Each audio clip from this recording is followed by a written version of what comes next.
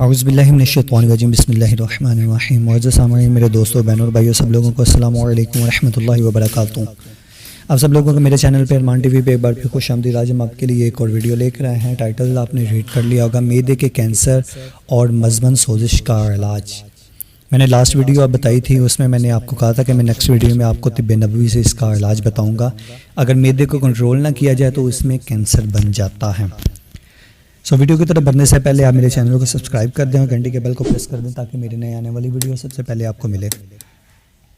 نبی کریم صلی اللہ علیہ وآلہ وسلم نے معدے کی بیماری کا گھر قرار دیا ہے۔ انہوں نے معدے کی جلیوں کی حفاظت کے سلسلے میں متعدد اہم ہدایات عطا فرمائی ہے، جن میں ناشتہ صبح جلدی کرنے کا حکم ہے اور رات بھر کے فاقہ کے بعد معدہ صبح خالی ہوتا ہے۔ اس وقت اگر چائے یا کافی یا لیموں کا عرق پیا جائے تو معدے کی تیزابیت میں اضافہ ہوتا ہے، جس کے نتیجے میں وہاں پر سوزش اور السر کے امکانات بڑھ جاتے ہیں۔ اس لیے انہوں نے صبح خود ہمیشہ شہد پیا، جو تیزابیت کو کم کرتا ہے اور معدے کی جلیوں کی حفاظت کرتا ہے۔ ناشتہ جلدی کرنے کی تاکید یوں فرمائی: بہترین ناشتہ وہ ہے جو صبح جلدی کیا جائے۔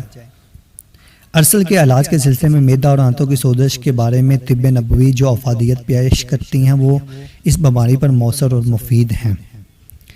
نہار منہ شہد ماشا میں یعنی کہ شہد تھوڑا سا لے لیں، جو کا دلیا شہد ڈال کر، جو کا دلیا پکائیں اس میں شہد ڈال کر جس وقت پیٹ خالی ہو اس وقت زیتون کا تیل پلانے سے معدے میں سوزش کا کوئی بھی عذر باقی نہیں رہتا۔ سعودیہ میں تیل کی کمپنی کا ایک امریکن افسر کو معدے کی سوزش میں تھی، وہ شراب پینے سے بھی باز نہ آتا تھا۔ امریکی ڈاکٹر اس کے علاج سے عاجز آ گئے تھے۔ ایک نجی دعوت میں اس نے اپنی عادت اور بیماری کا تذکرہ بڑے مزاحیہ انداز میں کیا۔ دعوت کے بعد ہم نے علاج کی پیشکش کی تو وہ مذاق سمجھا۔ فیصلہ یہ ہوا کہ علاج تو آزمائے گا لیکن فیس کوئی نہ ہوگی۔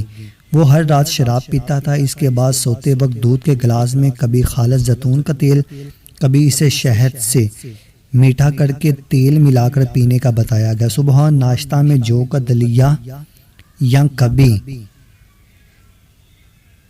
شہد ڈال کر استعمال کروایا جاتا تھا۔ دن کو اگر جلن ہوتی تو اس کے لیے میڈیسن دی جاتی تھی اور ساتھ میں شہد پلایا جاتا تھا۔ ہم اسے شارٹ کرتے ہیں۔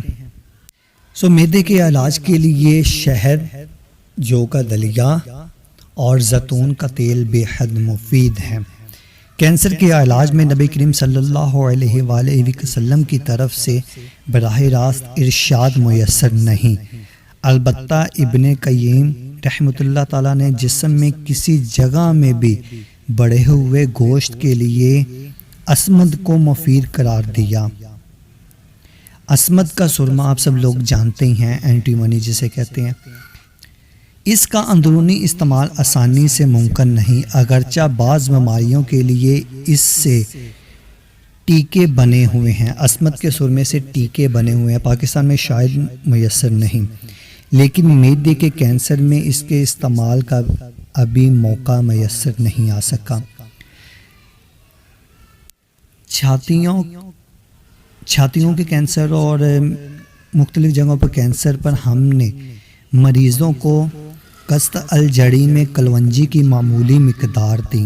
قسط الجڑی یہ آپ کو مل جائے گی پنساری سے، اس میں معمولی سی مقدار یعنی کہ تھوڑی سی مقدار کلونجی مقدار تھوڑی سی ڈال کر دیں۔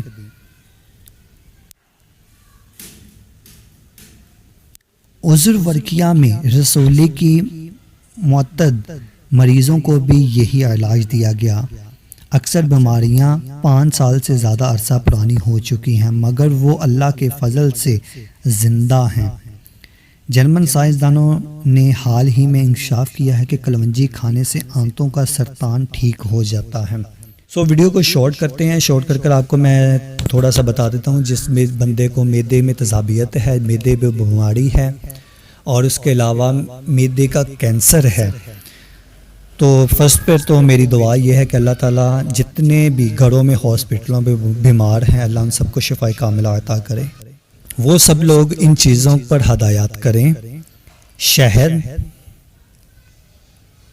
زیتون کا تیل، جو کا دلیا، یہ آپ باقاعدہ مریض کو کھلاتے جائیں، کیونکہ اس سے انسان میں انرجی آتی ہے. جو انسان کمزور ہوتا ہے، جب انسان کمزور ہوتا ہے تو بیماریاں زیادہ سے زیادہ شکار اس کی کرتی ہیں.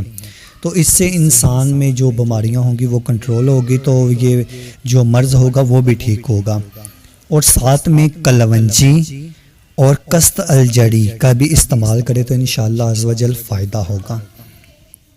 اگر آپ کو میری یہ ویڈیو اچھی لگی تو اس ویڈیو کو لائک، شیئر، کمنٹ ضرور کر دیں. میرے چینل کو سبسکرائب کر دیں اور گھنٹی کے بیل کو پریس کر دیں تاکہ میری نئی آنے والی ویڈیو سب سے پہلے آپ کو ملے.